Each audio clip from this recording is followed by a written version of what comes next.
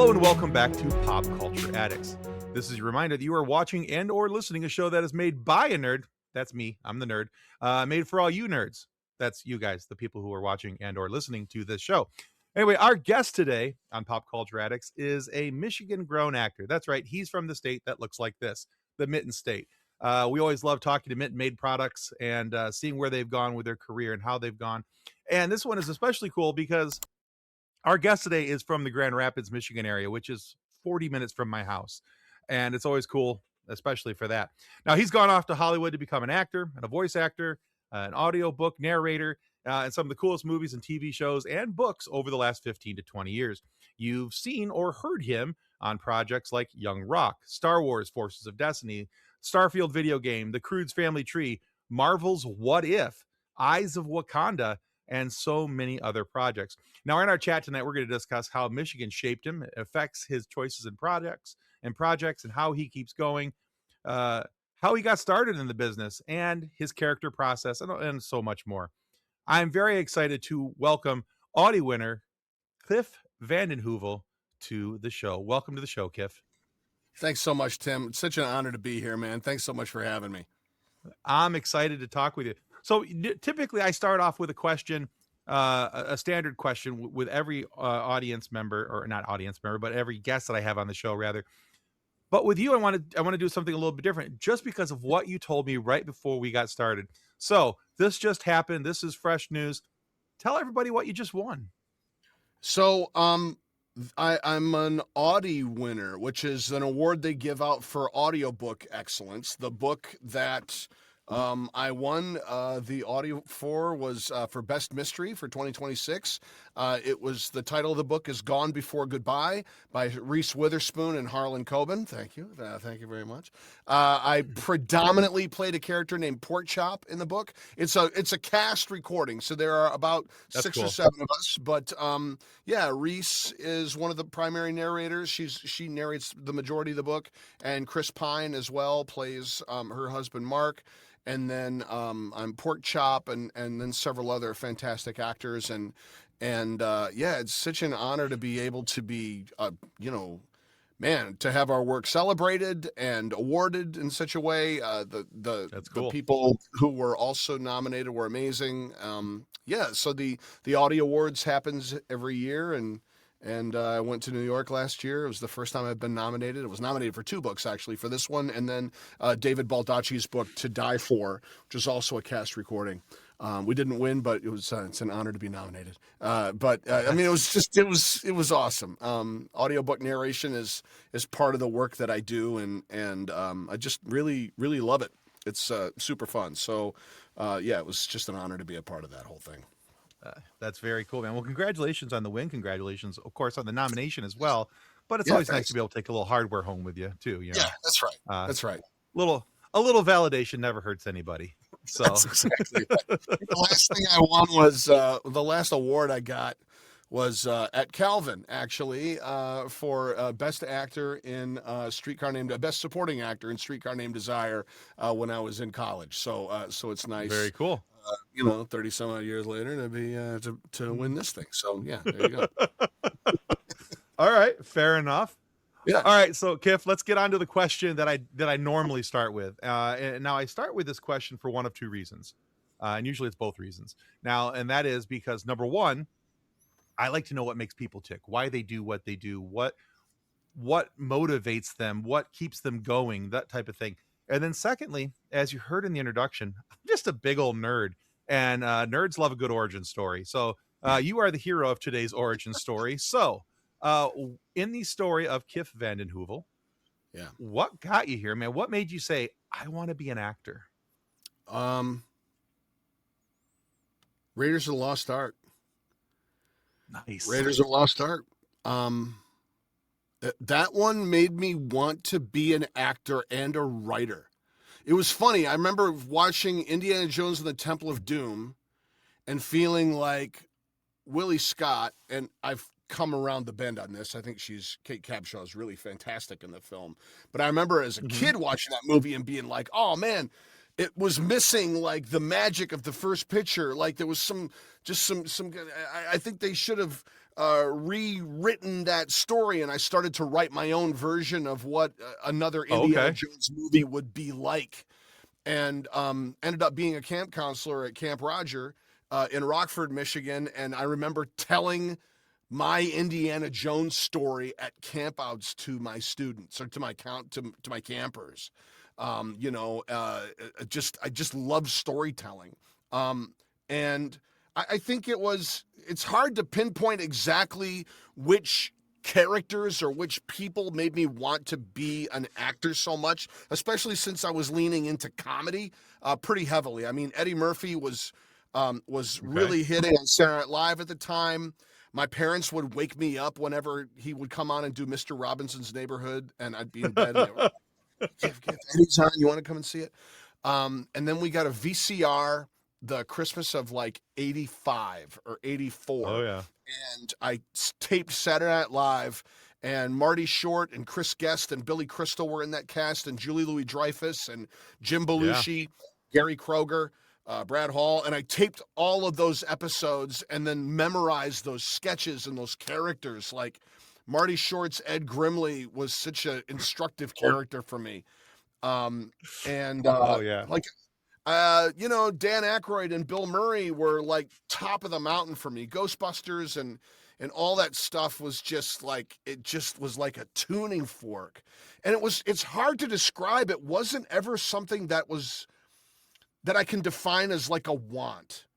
It's really strange. I had, you know, both of my grandfathers were ministers in the Christian Reformed Church in Grand Okay. Rapids. Two of my uncles and were also ministers in Christian Reformed Church. And if you're an extrovert and you grow up in the Christian community in Grand Rapids in the 70s and early 80s, if you were an extrovert, there were two paths for you. It was the pulpit or the classroom.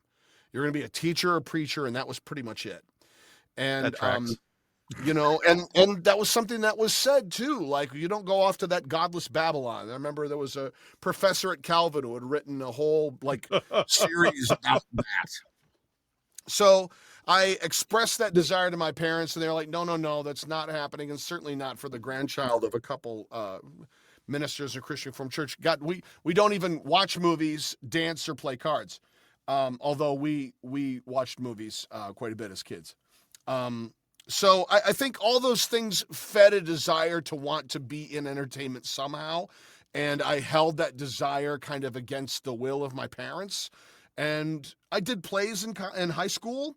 I Okay. did high school forensics at South Christian. I got one of the coolest experiences I got when I was in high school was doing something with Pine Rest called the Pine Rest Players. Yep. And what that was, and for your audience who's outside of the West Michigan area, I'm sure you know what Pine Rest is, but like Yes. um, Pine Rest is a mental hospital, and they've been there for over 100 years Yeah. now. And Pine Rest Players was a group of actors who were role players.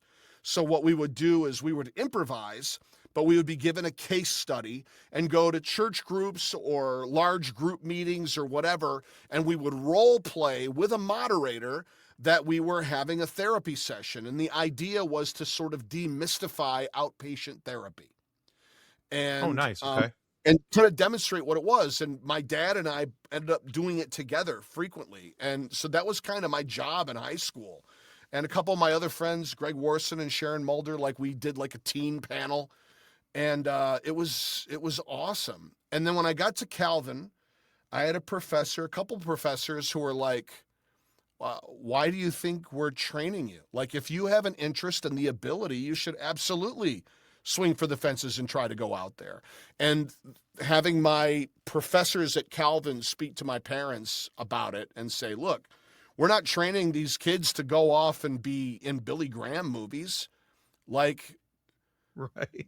the idea is salt of the earth, right? Like you want to be in the world, but not of it. We want to, you know, and if Kiff has the interest and the ability, then why not support that? And that was a Sure. significant turning point for me, just to be able to Okay. have Okay.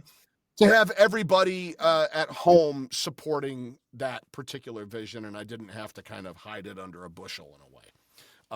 Yeah.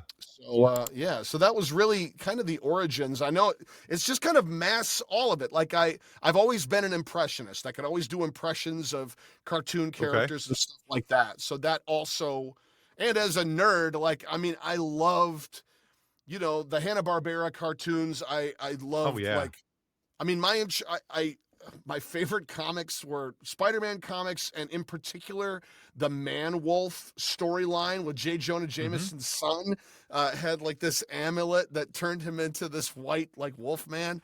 I Yeah. freaking loved that storyline. I had that comic, and and then in college I got into Green Lantern and Frank Miller's The Dark Knight, Watchmen, The Killing Joke, all of those great, Okay. really dark DC comics.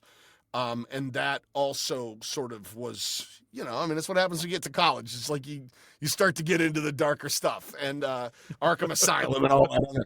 So, Right. so yeah, that kind of, me and my buddy Dave Gruen would go every Tuesday for comics and pick up, spend whatever limited income we had on cigarettes and comic books, man. And that was that was where we spent our time and energy. So Love yeah, it. that Okay. was it. And then yeah, all through college, Calvin did a thing. We had Thespians, which was like a quarter credit for shows. And I acted for the first 2 years, and then the second 2 years, I only did something called Smorg, which was we do a parody of whatever the main production was. Okay. So I was getting involved with improv, and sketch comedy writing. So that combination, it was kind of like our own version of the National Lampoon in a way, and then was emceeing, air bands and that kind of stuff, and All less right. invested in acting and more about kind of developing and producing comedy and comedy short form stuff. Um, All right. yeah, so that was kind of that arc, and then yeah, I did a play with the Heritage Theater Guild. We did Robin Hood, and I played Robin Hood in the show. And right after that show wrapped, one of my professors from Calvin called me. I was at my fiance's house, and he was like, "Hey, I got a phone call from Ken Wales, who is an executive producer on this television series that he had come through the year before trying to raise money for this show called Christie." And he was like, if you can be in East Tennessee, this was a Thursday night, if you can be in East Tennessee by Monday, there is a job for you working on this show. So I quit every job I had. I was working at Hope Network. I was doing murder mystery theater and improv.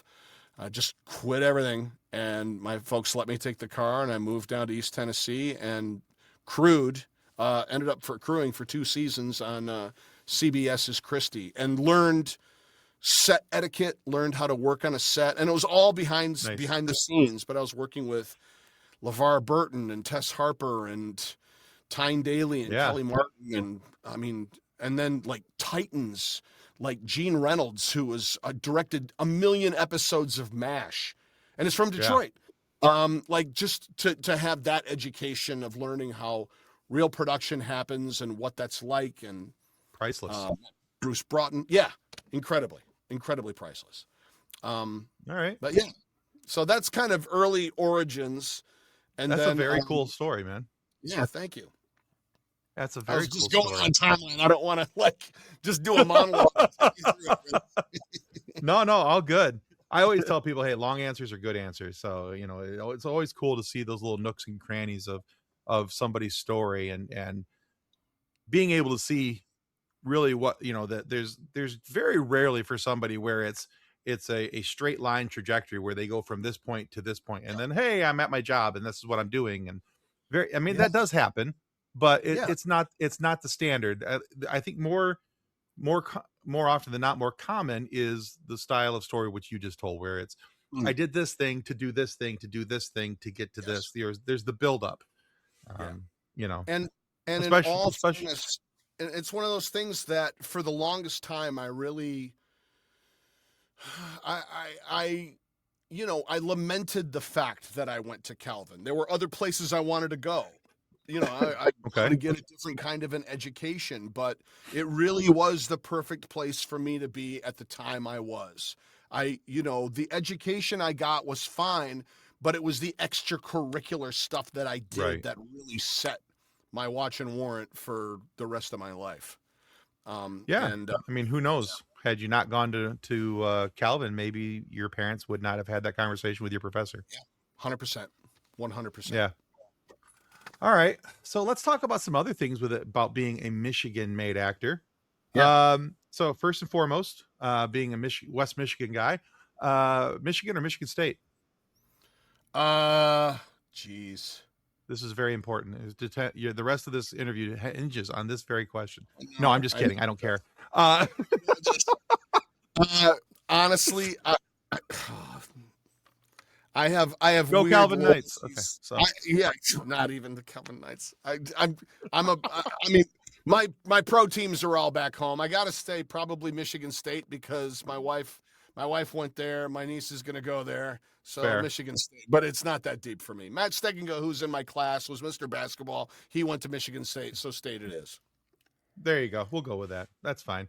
I'm the only Wolverine in a Spartan bunch. I married into a Spartan family, so it's kind of interesting. My wife's father worked at Michigan State for 30 some odd years. Her grandfather drove all the sports buses for like Magic Johnson, the basketball teams, and all that stuff. For years and years. He worked there for like 35, 40 years. A couple of her aunts and uncles all worked there. So she's like, my wife doesn't give two rips about sports, but she's like, I love Michigan State because it fed my family. So I get it. I'm like, yeah, you can have that loyalty. That's fine. I appreciate that. That's right. But I asked this question of another Michigan actor a little while back, Danny Diette, who's from the Kalamazoo area. Okay. And Awesome. I asked her this question. It was kind of one of those questions I asked on the fly. And I thought, well, this is kind of a cool question for a Michigan person. So I want to ask you it and see what your take is on this.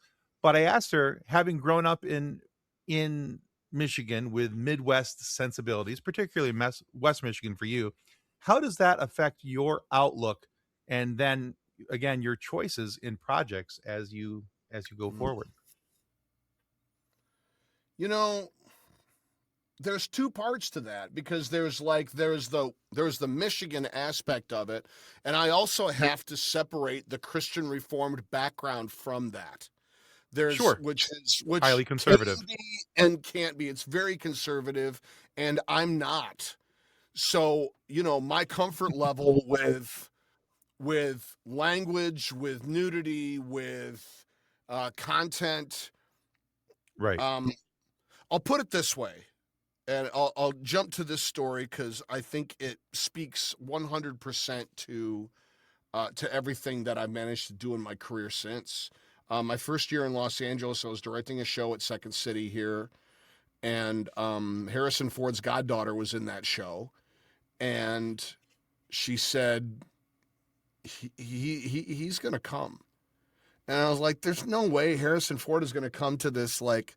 Under 99 seat theater on Hollywood Boulevard to come watch a bunch of students do a sketch comedy show that we wrote. Right. He came and we ended up hanging out. We ended up hanging out for about 3 hours afterwards at this bar on Hollywood Boulevard called Bordner's, and it was a Monday night. Just to paint the picture, I got on one screen is the Detroit Lions are playing Monday Night Football. On the other screen, Big Trouble in Little China is on. Across the table from me is Harrison Ford, and over his shoulder is a black and white still of him in Blade Runner. I'm like, it's a dream. We're talking about, Severn Darden. We're talking about sketch comedy. We're talking about Second City, and he's telling me stories about Chicago, and he's talking about carpentry with some of the other kids and whatever. But then at one point, someone says to him, "Hey, Harrison, Kiff is teaching a voiceover class at Second City." He's like, "Really? How do you teach voiceover?" I'm like, "I don't know. I'm like Richard Attenborough in Jurassic Park. I'm like, welcome to voiceover." And he says, "Someone ought to do a class about what to do when you get on set. That's a class someone should teach." I said, okay, Mr. Set, what's your curriculum for that class? And he took a bite of his chicken skewer and then went, yeah, I don't know. And everyone kind of laughed and stuff. And then about 20 minutes later, apropos of nothing, he leans across the table and he points at me and he goes, here's the thing no one understands about this business. This is a service industry, and we are all in service to the existential truth of this story. And nobody is bigger than that, from the production assistant to the executive producer who walks on the set. We are all there serving the truth of the story. That's our function and that's our responsibility. So if you're going to teach a class about what to do when you get on set, that's where you begin. And I was like, okay, note taken. That's what I'll, and carry that. And I've carried that with me, not only in terms of stories that I've shared, like at Comic-Con panels and whatnot, and here with you, but also it speaks to the Midwestern priority of Sure. service, Yep. which is a big part of our community. We are Yes. in service to one another. And, you know, both of the twins behind me are EMTs and firefighters. My other two brothers are both teachers. You know, my dad worked risk management for his entire career. My mom was in service as a textile artist. Like, I feel like we are called to serve one another in whatever ways we're able to, and you can't get it twisted about our function. And it's really easy when you're a guest and when you have fancy credits and your stock rises to start to think that you're the thing. But you have to remember, and this is my Midwestern, this is my Michigan, that really informs this for me, is I'm in service, and in service to the audience. I'm in service to the characters that I'm playing in every part of this show, from playing Grug to getting to voice match Harrison in Call of the Wild, to to Marvel's What If, to this audiobook. Like, all of it is about serving the audience member who is using this story to get away from the challenges and the difficult things of the world and maybe find some map of reality in what they're given. So I think that it's a long-winded way of saying, that very blue-collar service mentality absolutely motivates how I want to move through the world. It helps keep me from getting a big head, although I've certainly been guilty of it. But it helps me recalibrate and stay focused so that I can come back to enjoy the stories that I've been able to participate in telling with the people who it means something to, if that makes sense. You know what I mean? No, it does. Yeah. So I think that's probably how it's impacted me the greatest. And having that conversation with Harrison Ford was so instructive and so important to help me calibrate that in this market. I mean, I had been, prior to that, annihilating in Chicago. I mean, my voiceover career was just a rocket ship in terms of commercials. I had done a couple games. I'd done Midnight Club 3 Dub Edition. I'd done Star Wars, The Old Republic. So when I came out to LA, I had a lot of confidence, and I had a pretty big head about, like, I'm ready. I'm repped, all that other kind of stuff. But that conversation helped recalibrate and get back to my roots of being in a place of service. And I think that's a pretty great place to be. I think that's a fantastic answer for a couple reasons. You're spot on about West Michigan, especially being a very service-oriented community and taking care of one another. And I love the fact that Harrison helped you to, as you said, calibrate that. And because as you're telling that story, I was thinking, well, West Michigan gave them the pedestal to stand on, but Harrison really gave him, propped him up into the position as to where he was at. So to me, that's a very cool story. Plus, you may not know this, but Harrison Ford is my all-time favorite actor. My son's middle name is Harrison. Wow. Yeah, it's a whole thing. Stuck that one in on my wife. So, That's great. so Yeah, yeah, there's he's mine too. Top of the mountain. I mean, just like yeah, all the I would have been reasons. putty at that table for 3 hours. Just Bro, let me tell you something. hi. When I walked into that room, I mean, I I, I just knew when I was going to meet him that I had nothing to say to him other than I'm a fan of your stuff.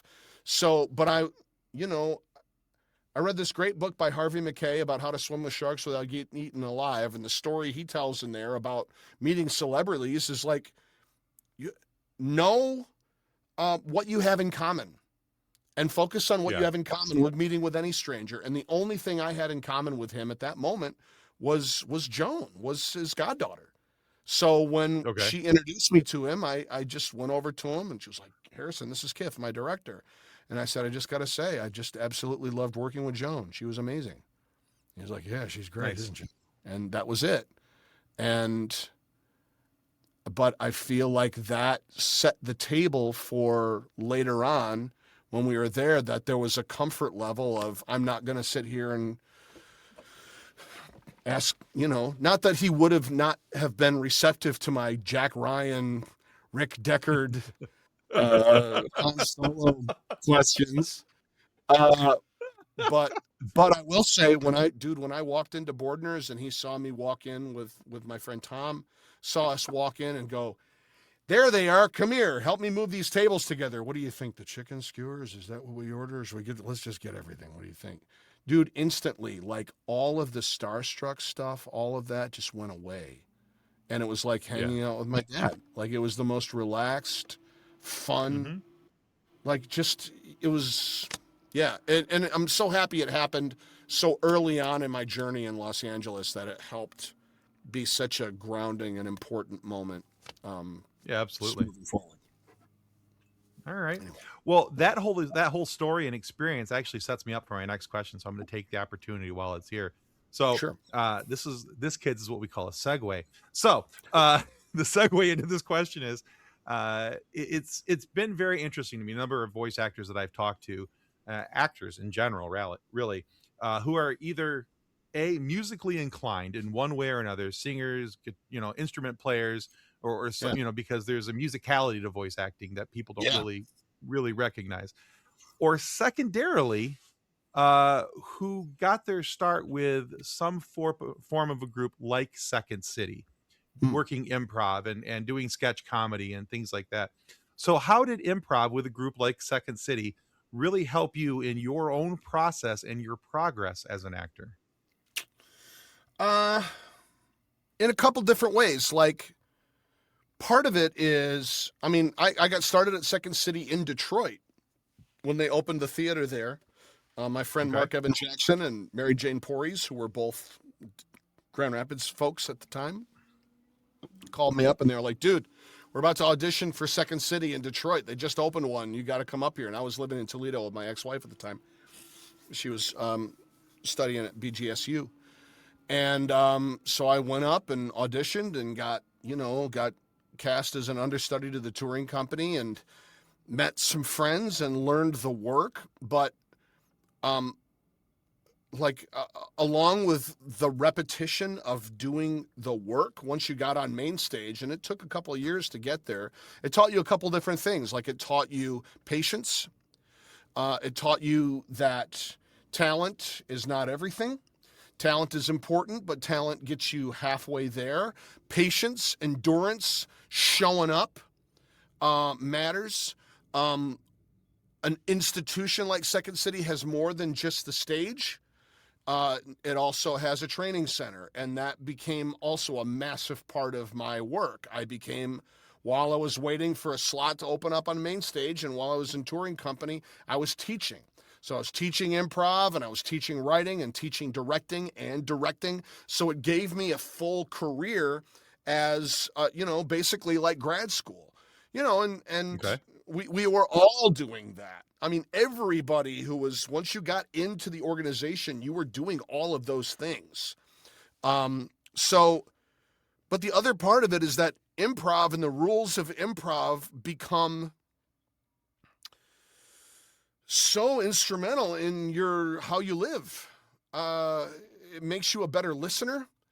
It makes you approach the world with a sort of a yes and attitude of like, I'm not going to deny the situation that comes towards me. In fact, I'm going to accept it, and I'm going to add my own uniqueness to it. And then just being around creative people and watching creative people come through and grow and vanish and move to other places, get plucked off and go off to Hollywood or go to Chicago or go to New York. And it's kind of a, it's an Amtrak station, for people's careers. And I went from Detroit to Second City, Cleveland, and to Chicago, where I directed the touring company and taught a bunch and directed a ton of other shows. And when we got out to LA, dude, day one, I had a job. I mean, I was teaching at Second City. So like there was something about it's less about the work and the culture for me as it is about the essence of what Viola Spolin was teaching and talking about, and how that influenced my work both on camera and in voiceover, but also in the community that was built, and not only with my peers, but also with the people that I've helped instruct and guide and work with. So, I mean, it's just been part of my life the way Pine Rest was part of my dad's. You know what I mean? Okay. Yeah. It's certainly got scars associated with it. Who doesn't with any institution? But at the same time, It works. at the heart of it is just a really, really sound philosophy of listening to each other and listening aggressively, listening to people so hard and giving your focus and finding agreement and finding common ground and building together and supporting. It's a wonderful way of living. And I find that improv training has fed me in every other way. It's made me a better husband, a better father, a better partner, a better instructor and colleague. You mentioned music, and it sparked another thing. Like one of the unbelievable jobs I got to do was I'm the voice of the auctioneer pirate on the ride Pirates of the Caribbean at Disney, Disneyland, and Florida's Disney. And Very cool. originally it was Paul Frees, and to find how to match him with that audition, like listening to the original track, because what happened is that there used to be the auction where they were selling off the women. They decided let's not make everyone have to talk about slavery on this fun ride. It's like, it's historical accuracy. I'm like, sure, but there's better places to talk about that than with a bag of cotton candy in your hand. And a 4-year-old next to you. Yeah, absolutely. And a 4-year-old next to you. Like, I mean, I get it. It's not your dreams. It's not what you remember, but it's the Red Pirate's still there. And now Red is something else. But they wanted to keep that voice print as close as possible. I really feel like Disney does a magnificent job of really paying tribute to those who came before. Again, it's trying to tell that existential truth of the story. And Paul Frees's voice is part of that truth. So to match it, what I found was, because the line is, "Weigh anchor now, ye swabbies, what be I offered for this winsome wench?" That's the line that we had to match. And then we changed it. But it's a song. And when you hear the music, and I could match the tones, "Weigh anchor now, ye swabbies," and hit the notes, then I was able to really lock in and find that match. So my tuba training and singing training when I was in high school paid dividends to be able to go to Disney Imagineering with Gray Delisle and Mark Grau and record that session. Nice. And now it's running every single day 1,000,000 times, and it'll outlive me, which is unreal. Cool. It's really cool to be a part of that legacy. Anyway. All right. Well, talking about legacy, you just keep setting me up for the next question, and I love this. This is probably one of the easier interviews I've ever had to do. You're like you set them up, and I'm just like, well, here you go. This is the next one. All right. So talking about legacy and things that you've worked on and things like that. Now you've dipped your toes into a lot of cool sandboxes with some major IPs. Obviously, Disney is huge. But you've worked with Marvel, you've worked with Star Wars, you've worked with DC, and a bunch of other things. So let's just throw it out to the universe. What's that big project out in the sky that Kiff would just love to wrap his name around? I mean, I already did. So I'm in a Batman movie and a Superman movie, two separate Yeah. ones. I'm my. Yeah. It's not in the credit because IMDb won't put it up, but I am the voice of Jor-El in James Gunn's Superman. So Oh, wow. When you see Bradley Cooper and he's speaking Kryptonian, we dubbed it into English like I'm a Kryptonian translator. And when I did that session last year, I was told that the director really liked my read, but then he wanted to work with me to direct it. So that meant James Gunn. So I went into Disney. I went into Warner Brothers, ADR 2, and Jeff Roy's room, and went in there, and James Gunn comes walking in and shakes my hand, goes into the ADR room, and I mean, That's couldn't be awesome. sweeter. Like, just, I mean, exactly what you want and Yeah, hope. he seems like a cool dude. Dude, we do a pass of the line. Jeff's lining some stuff up. James sits back, crosses his arms, looks at me. He's like, "Where are you from?" And I'm like, "I'm from Grand Rapids, Michigan." And then he laughs and he goes, "Yeah, I thought you might be." And then I went, "Well, hold on. Where are you from? Where are you from?" And he goes, "I'm from from St. Louis, Missouri." And then I was like, "Yeah, I thought you might be." And then we just laughed, chilled, and talked about people that we both knew from Second City. And we talked Okay. about nerd stuff and just the Yeah. warmest, friendliest dude. And then after that session was complete, I did the Jor-El stuff, which was, I mean, top of the mountain. I mean, look, I mean, I got a big old Superman tattoo here. Oh, I got wow. when I was Yes, in you do. Australia.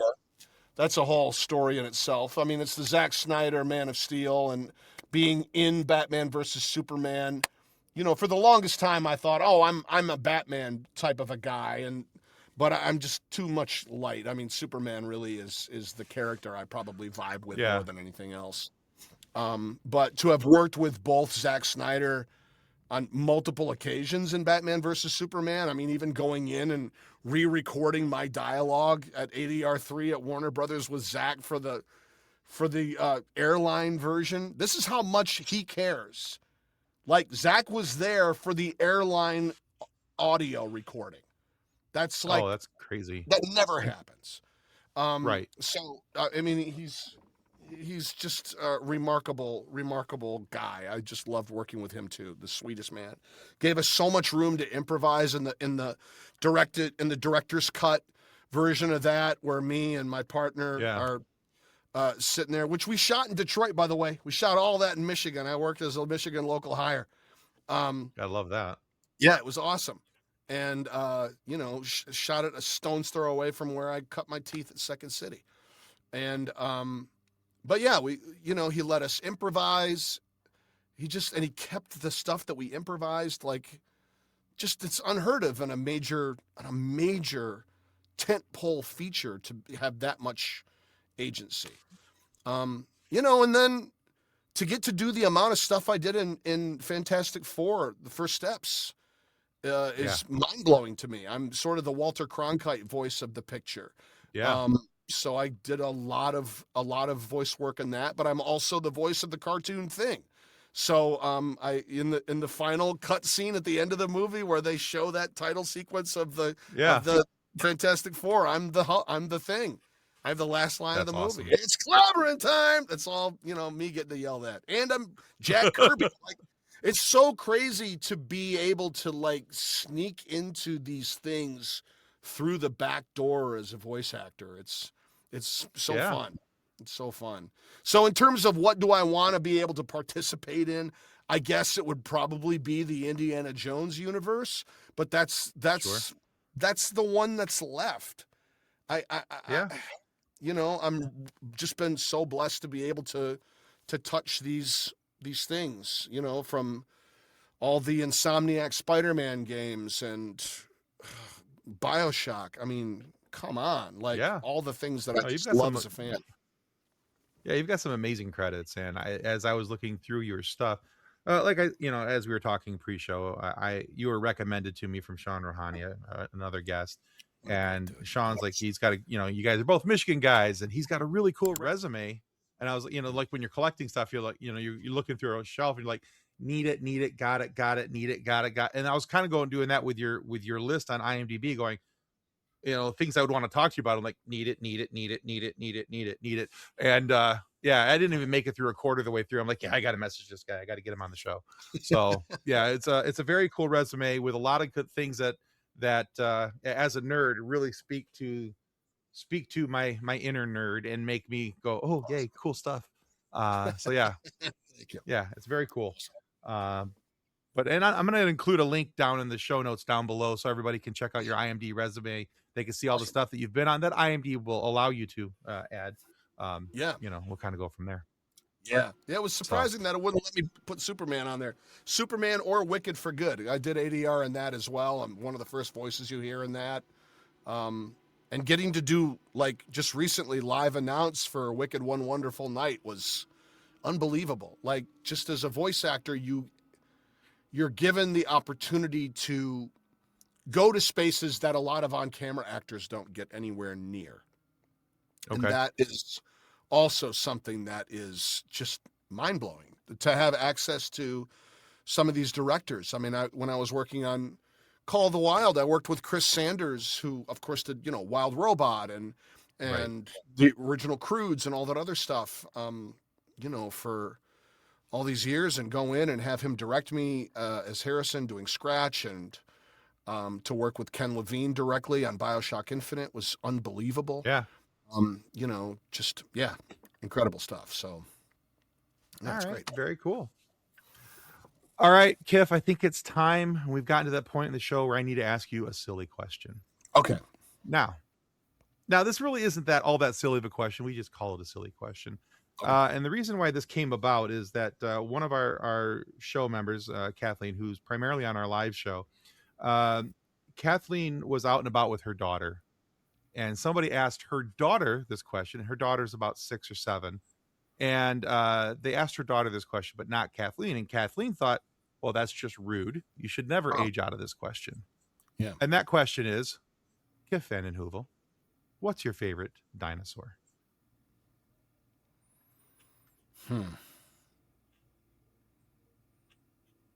It's a hard question. There's a lot of really good dinosaurs. Yes. I mean, do you go for size or do you go for curiosity? Do you go for the one that you would want to have or be friends with? Is it like a neutral, like? Mm-hmm. And I don't All want good to. questions. I'm gonna answer the question, but I will skirt it slightly because I have to say that when it comes to prehistoric things, it's never been the dinosaurs that I was a fan of. It was the mammals of the prehistoric age that really got my blood going. So like Okay. the ice age creatures, I have to say, like, my favorite is the mammoth, the Colombian mammoth, which was so incredibly large, like Kong and Skull Island large is how it lives in my head. I don't think it was necessarily that Okay. big, but they're remarkable. And I remember as a kid, like, just wanting to come out here to the La Brea tar pits to see like the fossil record of like I remember reading about the Berezovka mammoth, which was like a mammoth that they found fully preserved in the permafrost in Siberia. And like the Yeah. idea of like, if you're going to clone something, why are you wasting your time with dinosaurs? Like, clone some of these warm blooded, like, let's bring back the dire wolf. Let's bring back the mammoth. Let's bring back trees, like giant sloths and cave bears. So that's my freak. But that's not All what right. you asked. That's not what you asked. So if I I'm gonna like go, that answer though. I think it is a good answer. I'm It is. proud of that answer. But I'm gonna You'll get no argument from me. good. I'm gonna say when it comes to dinosaurs, though, I mean, I'm putting so much build up on this, but I think the Tyrannosaurus Rex is just spectacular. And the way it's been Okay. envisioned, and then the idea of it being covered in feathers. Like recently, there's been some discoveries of like, wait, this Right? thing could have been covered in feathers and truly been like a giant chicken. And then you're like, this is look, uh I was in We've actually talked Australia. about this. Have you really talked about this before? I'm Well, spending more time on this answer than perhaps than I should. But I love man, it. have you seen? Oh, now the name of the bird escapes me. But it's this bird with this massive bill that looks like a pelican's bill, but it's tall like a stork. And Yeah. oh my, I forget the name of it, but or they have like this blue toenail of a Hmm. horn on top of their head, a cassowary.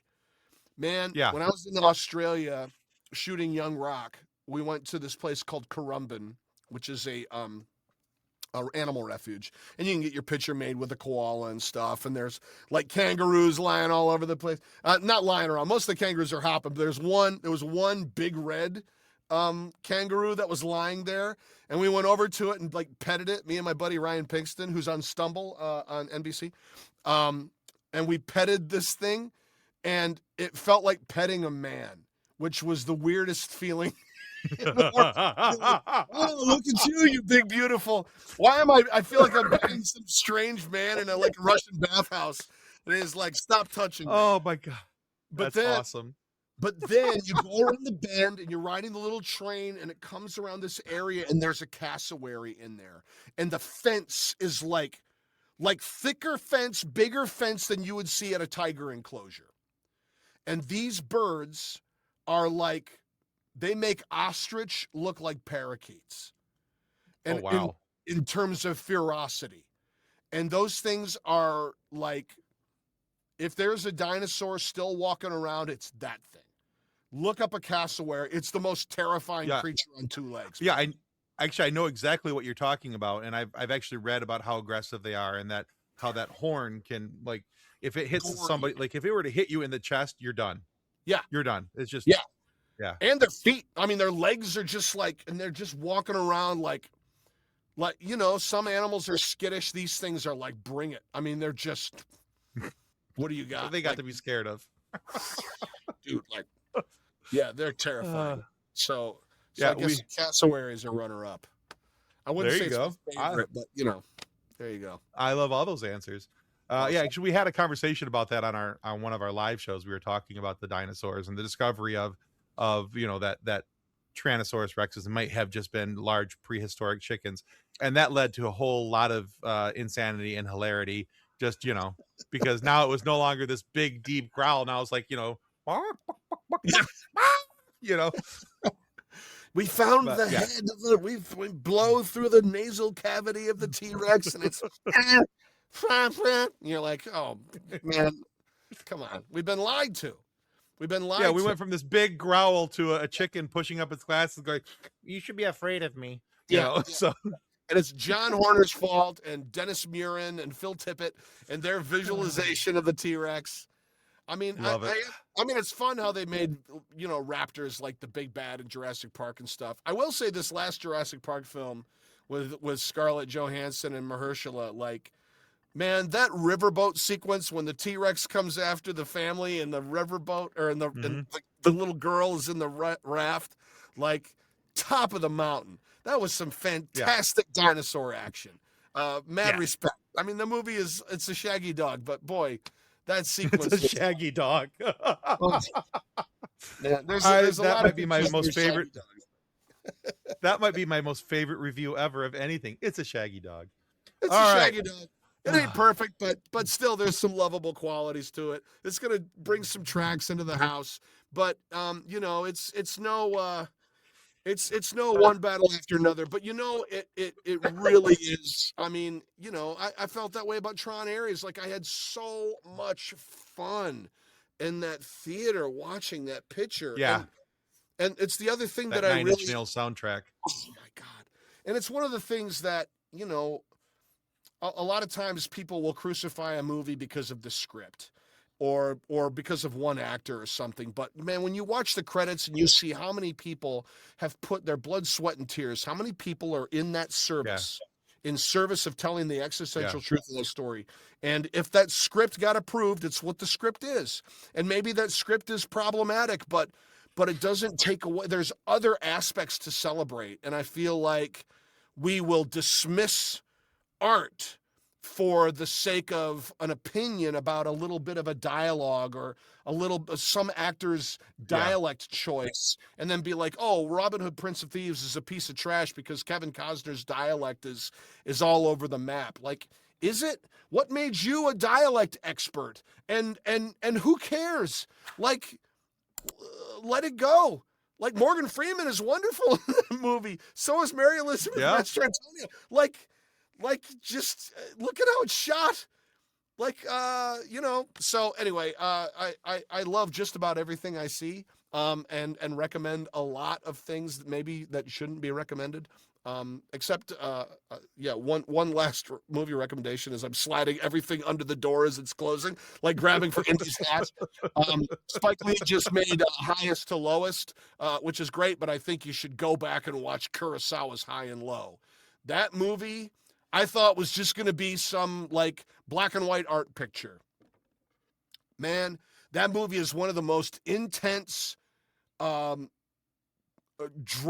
/ cop action procedural pictures that I've ever seen in my life, and rocketed to the top of my list of favorite pictures. If you haven't seen High and Low, Okay.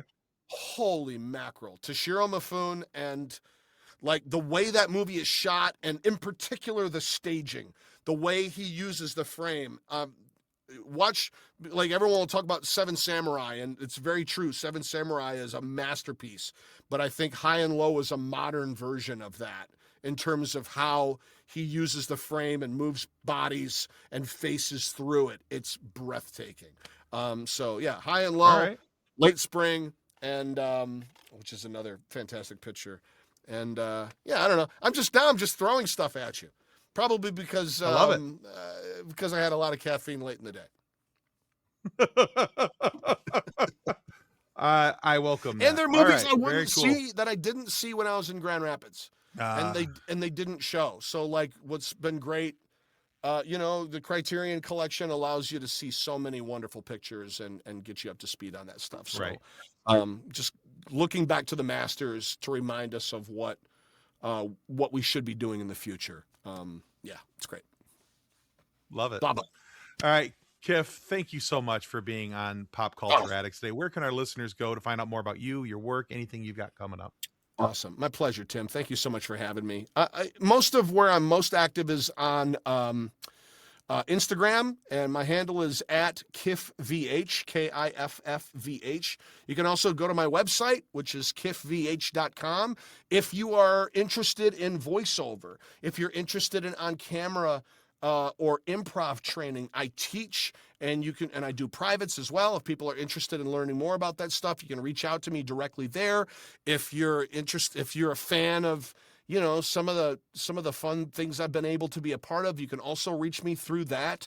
I'm starting to do some con appearances and that kind of stuff. I'm going to be showing up at WonderCon in a couple weeks, and always at LA Comic-Con. Nice. Over Halloween this year. I have a show that I do every year called Voice NATO, where some of my voice actor and impressionist friends get together and we do a live improv and voiceover short form show. It's stupid fun, so it's a great excuse to come to LA. But those are the best places to reach out to me, kiffvh.com or at kiffvh on Instagram. Perfect. Well, I'll make sure that we put some links down in the show notes down below so people can follow you on those places. And I'm also, like I said, I'm also going to put an IMDb link down there so people can see your resume very easily. Now, guys, this also seems like a really great time to remind you that the most important thing you can do to help our show continue to grow is to give us a follow, like this video, and give us a follow. It helps us get more amazing guests like Kiff here and have these great conversations for you to be able to listen to. So please subscribe. It helps out well more than I can ever really tell you. And it's like crying. It's in D&D, it's a free action. It costs you nothing. So check out Kiff's work as well. There's a lot of cool things out there for you to be able to have enjoyed him on. Thank you for listening and or watching. Thank you to Kiff for being on the show, and may the force be with you as you continue to live long and prosper. Goodbye. Always. Peace. Reference to any specific product or entity mentioned on this podcast does not constitute an endorsement or recommendation by Pop Culture Addicts. The views expressed by guests are their own, and their appearance on the program does not imply an endorsement of them or any entity they represent. If you have questions about this disclaimer, please contact us via email at info@pcapod.com.